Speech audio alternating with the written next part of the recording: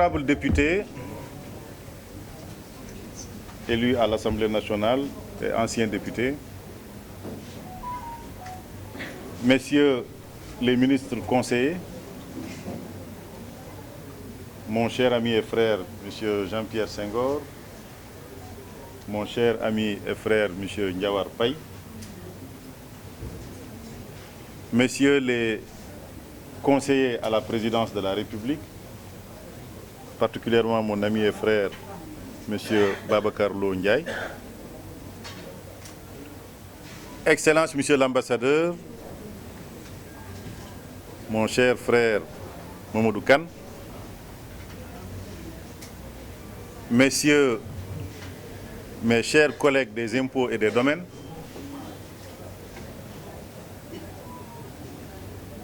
messieurs les maires et élus locaux, je crois que j'ai oublié certainement les hauts conseillers territoriaux, honorables mesdames et messieurs les hauts conseillers territoriaux, monsieur le secrétaire général de la Direction générale de la Poste, chers amis et frères de la Direction générale des impôts et des domaines, particulièrement mes anciens collaborateurs de la Direction de l'administration et du personnel, notamment les deux grandes dames de la DAP, Mme Diallo et Mme Diène, chers amis, chers collègues postiers, parce que désormais je suis un postier aussi.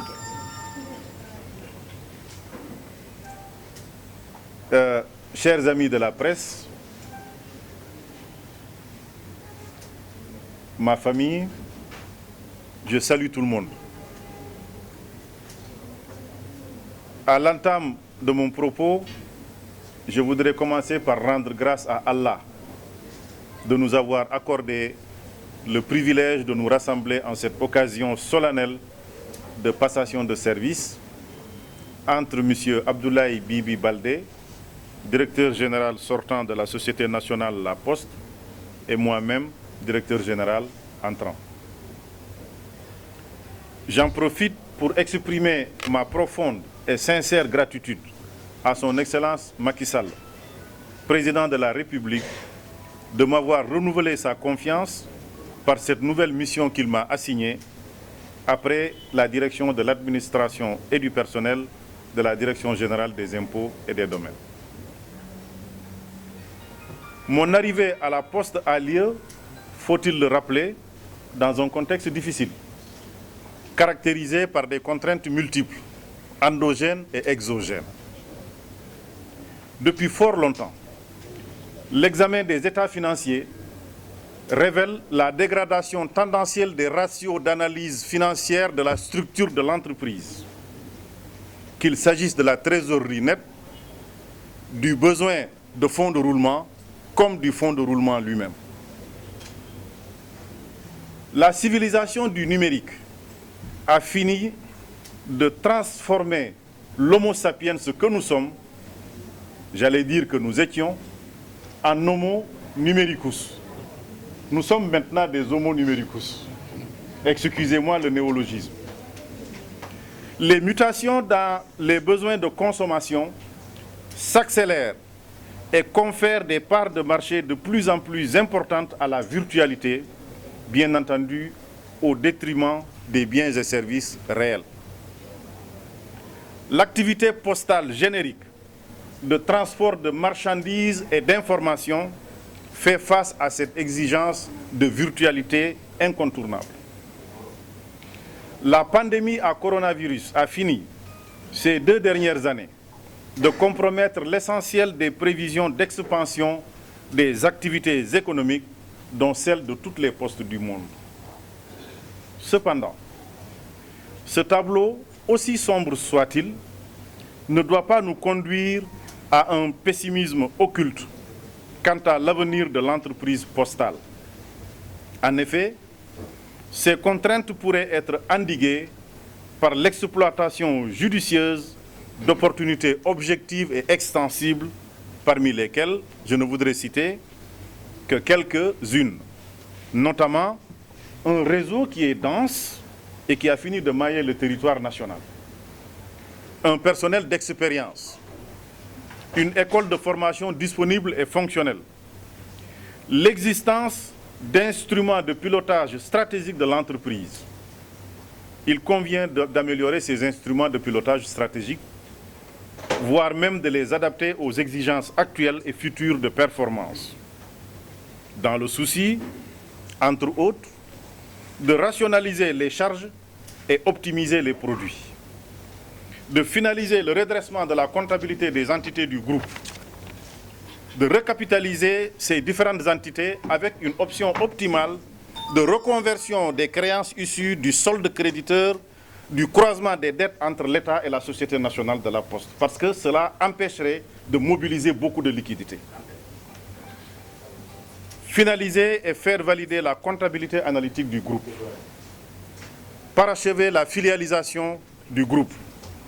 Finaliser la reconstitution des dépôts des tiers à Poste Finance. Enclencher la mutation institutionnelle de Poste Finance en banque postale. Poursuivre la transformation digitale en l'intensifiant et en l'accélérant, notamment dans le souci d'accroître la transparence des opérations du réseau financier. Dans le même ordre, construire un centre de tri moderne, digitalisé et rénover et moderniser l'imprimerie. Diversifier les activités de production et de services dans une perspective plus large, plus innovante, plus ambitieuse. Pour ce faire, il y a lieu de prendre quelques dispositions comme renforcer et moderniser la logistique, développer la monétique et le e-commerce, domicilier à titre onéreux au profit de tiers clients des données informatiques et d'archives physiques et numériques. Augmenter le périmètre des services de guichet, notamment par des services financiers innovants. Valoriser les actifs patrimoniaux du bilan à travers la mise en œuvre et l'expansion de Poste Immo, la branche immobilière, comme il en existe dans presque toutes les postes modernes. Je voudrais m'arrêter un tout petit peu à ce niveau, parce que dès qu'on parle de valorisation de patrimoine foncier et immobilier, certains vont dire le nouveau directeur général arrive, il va brader le patrimoine. Non, on peut valoriser le patrimoine immobilier et foncier tout en gardant la propriété de l'assiette foncière. Comme vous le constatez, l'ambition est grande. Les moyens à mobiliser seront énormes. À cet égard, il conviendra de compter sur l'appui de l'État, sur les partenaires techniques et financiers, avec des modes innovants de financement des projets, comme le partenariat public-privé PPP. Mesdames et messieurs, la juxtaposition de ces contraintes majeures et de ces opportunités réelles place l'économie postale sénégalaise à la croisée des chemins. L'espoir est donc permis. En vue de transformer cet espoir en réalisation concrète au bénéfice de l'entreprise, de ses animateurs et clients, ainsi que de toute la nation sénégalaise, j'en appelle à toutes les forces vives de l'entreprise, cadres, agents de maîtrise, agents d'exécution, à travailler d'arrache-pied en parfaite synergie. Pour ce faire, je compte sur l'expertise et le sérieux de chaque membre de la famille postale. Je lance un appel à la concertation et au dialogue. La confrontation ne contribuera qu'à dégrader l'image de notre entreprise, qui est une organisation éminemment financière. Et à ce titre, vous le savez aussi bien que moi, la confiance de ses clients et de ses partenaires dépendra beaucoup de l'image que reflète l'entreprise à l'extérieur. Et donc, ce climat de confrontation ne fera que altérer cette image et la dégradation continuera. Mesdames et messieurs, je ne saurais terminer mon propos sans remercier bien chaleureusement toute l'assistance, la presse et l'ensemble des autorités. Certains ne sont pas présents dans cette salle, mais j'ai tenu à les remercier. En l'occurrence, Madame Dour, inspecteur des affaires administratives et financières, qui a eu à superviser cette passation de service. à qui d'ailleurs je voudrais gentiment demander de transmettre mes salutations chaleureuses et fraternelles à mon jeune frère, Maître Moussa Bokar Thiam, ministre en charge des postes et de la télécommunication. De la même manière, je voudrais également lui demander de transmettre mes salutations fraternelles et amicales à mon grand frère, le Premier ministre Amadou Ba. Je voudrais également en profiter pour remercier le directeur général sortant, M. Abdoulaye Bibi Baldé. Mais je ne saurais terminer sans faire une mention spéciale à certains collaborateurs, comme les boucliers du président Gueye. Si je cite les boucliers, alors je cite tous les autres groupes qui travaillent avec moi en politique, particulièrement ceux qui sont dans le département de Bunkiling, mais il y en a qui sont également ailleurs, dans le département de Sédhiou, dans le département de Goudomp, partout dans la région. J'en profite pour féliciter tout le monde. Je vois mon ami et frère, le promoteur, le grand promoteur du Diassing, Aliou Sané, qui est là. Je voudrais également en profiter pour remercier mes amis et collègues de la Direction générale des impôts et des domaines. Je ne sais pas si la quintessence du discours a été saisie, mais nous venons, par cette présente, dérouler une feuille de route, Monsieur le Secrétaire général. Je crois que cette feuille de route, elle est bien comprise. Nous avons essayé de situer le contexte dans lequel nous avons pris cette direction générale. Un contexte de difficultés, marqué de part en part par des difficultés de toute nature, qu'elles soient endogènes, c'est-à-dire qu'elles s'expliquent par des facteurs qui sont extérieurs à la direction générale de la Poste. Et la meilleure façon de traduire cette difficulté, c'est de lire les états financiers, de les analyser. Et nous avons dit qu'à l'analyse de ces états financiers, que la situation montre que la situation s'est dégradée d'année en année depuis plusieurs années. Je crois que le secrétaire général est là pour m'en témoigner, d'autant que tous les ratios d'analyse financière, en tout cas tous les ratios qui s'accordent à la structure de l'entreprise, comme le fonds de roulement, comme le besoin du fonds de roulement, comme la trésorerie nette, sont au rouge depuis quelques années.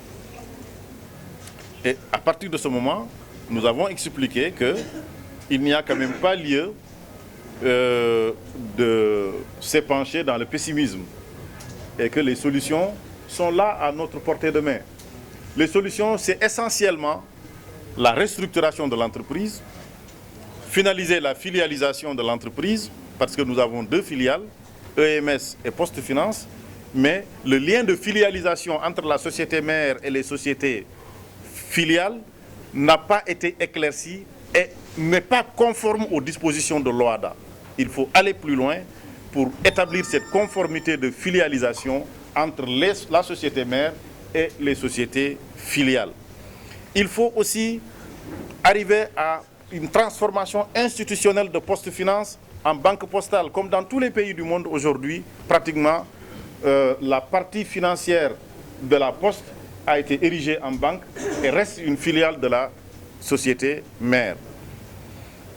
Il faut pousser plus loin la digitalisation, surtout pour une certaine transparence du réseau financier. Nous sommes aujourd'hui en 2021, il n'est pas concevable que dans un service financier, 2022 plutôt, il n'est pas concevable que dans un service financier, qu'on vienne payer une somme et qu'une quittance vous soit délivrée manuellement. Ça doit être banni. Je pense que ça, c'est des choses qui sont importantes. Nous avons réussi le pari ailleurs avec le directeur général des impôts et des domaines. Aujourd'hui, aux impôts et des domaines, plus de 100 000 francs, personne ne vous délivrera une quittance manuelle.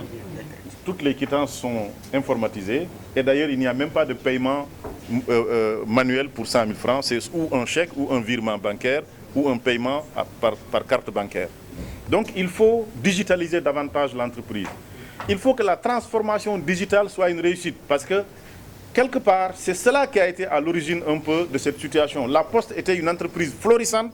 Les gens sont restés sur ce rêve et n'ont pas compris très tôt qu'il y avait des changements qui sont en train d'être réalisés et qu'il fallait s'adapter à ces changements. Sinon, on risquait d'être mis à l'écart. Il faut donc rattraper ce retard de digitalisation le plus rapidement possible. Il faut diversifier les produits. Aujourd'hui, la Poste n'est plus seulement cette entreprise de logistique et de transport de marchandises et d'informations.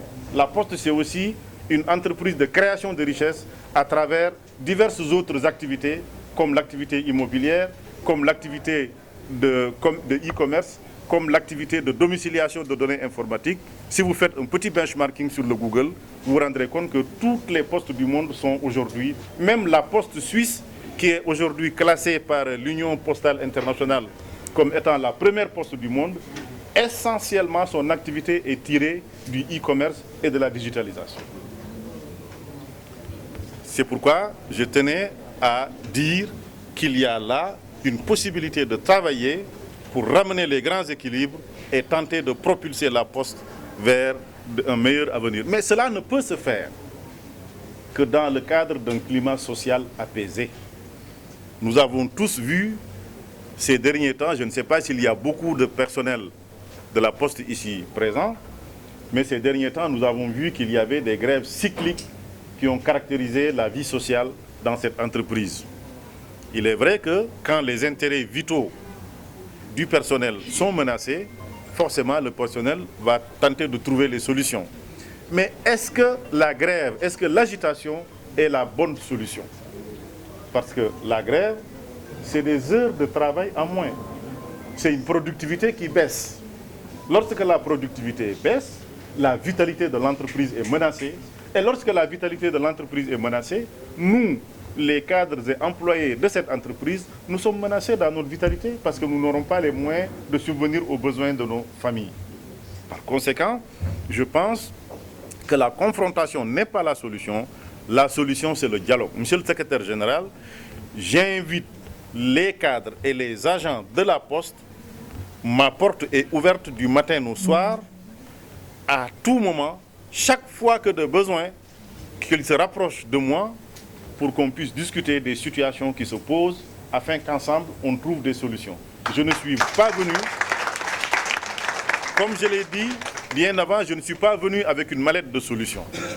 Je n'ai qu'une feuille de route qui va peut-être être étudiée par l'ensemble du personnel et des cadres de la Poste, qui va se traduire par une amélioration du plan de relance stratégique de la Poste.